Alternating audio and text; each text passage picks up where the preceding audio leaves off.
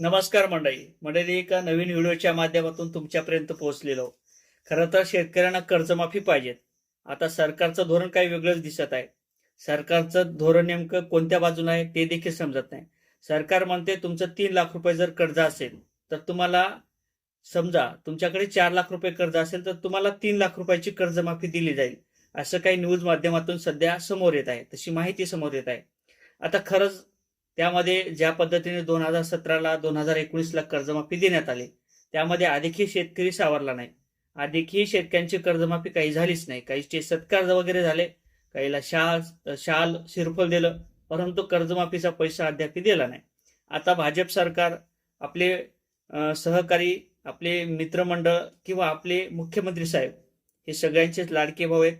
आणि या लाडक्या भावाने नेमकं काय केलं? विरोधी पक्षात असताना त्यांचं तुम्ही टाळ वगैरे बघितला असेल, तुमच्या कर्जमाफीचा प्रश्न असेल, तुमचा पीक विमा असेल, तुमचं सोयाबीनला भाव असेल, कापसाला भाव असेल, या संदर्भात मोठाला घोषणा केल्या जात होत्या किंवा टाळ वाजवले जात होते की शेतकऱ्यांना तुम्ही कर्जमाफी देत ना, विरोधी पक्ष असं करते, शेतकऱ्यांना मातीत घालते, अशा वगैरे चर्चा होत्या. परंतु आज तुम्ही सत्तेत असताना काय करता? शेतकऱ्यांची कर्जमाफी या विषयावरती बोलता का? शेतकऱ्यांचा पीक विमा असेल त्या विषयावरती बोलता का? शेतकऱ्यांचे सोयाबीनचे, कापसाचे भाव याच्यावरती तुम्ही बोलता का? अनेक प्रश्न आहेत.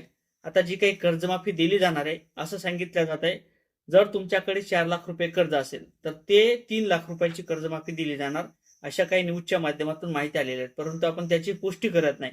आणि जर असं झालं तर मग वरच्या 1 लाख रुपयाचं काय होणार? तर त्यामध्ये तुम्हाला 2 ते 3 वर्षाचा कालावधी दिला जाणार आहे.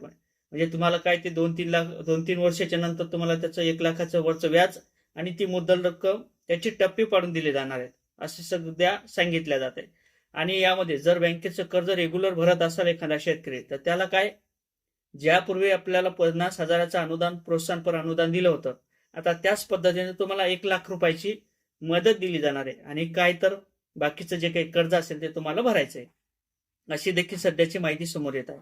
आता त्याचबरोबर तुमचं पुनर्गठन असेल, तुम्ही जर व्याज भरला असेल तर त्याचं देखील कर्जमाफीची शक्यता कमी आहे, असं देखील सांगितलं जात आहे. आणि जर तुम्ही सेटलमेंट केलं असेल, वन टाइम सेटलमेंट, म्हणजे मागची एक योजना आली होती काही दिवसापूर्वी, त्या योजनेच्या अंतर्गत आपल्याकडे 4 लाख रुपये जर कर्ज असेल तर त्याचं व्याज भरून किंवा 25% रक्कम भरून, 40% रक्कम भरून तुम्हाला ती कर्जमाफी देण्यात आली होती वन टाइम सेटलमेंटच्या माध्यमातून. आता त्या शेतकऱ्यांना एक दिलासा आहे, मात्र त्या शेतकऱ्यांना बँकेचं कर्ज परत दिलं जाणार आहे. पहिले आपल्याला मॅनेजर सांगत होते की तुम्हाला वन टाइम सेटलमेंट केल्यानंतर कोणत्याही प्रकारचं कर्ज मिळणार नाही, परंतु आता ते कर्ज दिलं जाणार आहे, अशी सुद्धा माहिती समोर येत आहे. आता फडणवीस साहेब नक्कीच शेतकऱ्यांना काय देतात, काय शेतकऱ्यांच्या पदरात पडते, हे देखील पाहणं महत्वाचं ठरणार आहे. परंतु ज्या पद्धतीने आपण विरोधी पक्षात होतो त्या पद्धतीने आता जी काही सत्ता असेल, आपल्या हातात बरेच काही सूत्र आहेत. आता तर अजितदादा पवार गेल्यानंतर तुमच्या हातात अर्थमंत्री पद सुद्धा आलेले आहे. आता सगळाच कारभार तुमच्याकडे आणि सगळ्याची आशा तुमच्यावरच आहे. आता शेतकऱ्यांच्या पदरात काय टाकता हे देखील पाहणं महत्वाचं ठरणार आहे. शेतकरी मित्रांनो, तुम्हाला काय वाटते कमेंट करा. व्हिडिओ आवडला तर लाईक आणि शेअर करायला सुद्धा विसरू नका. जय शिवराय.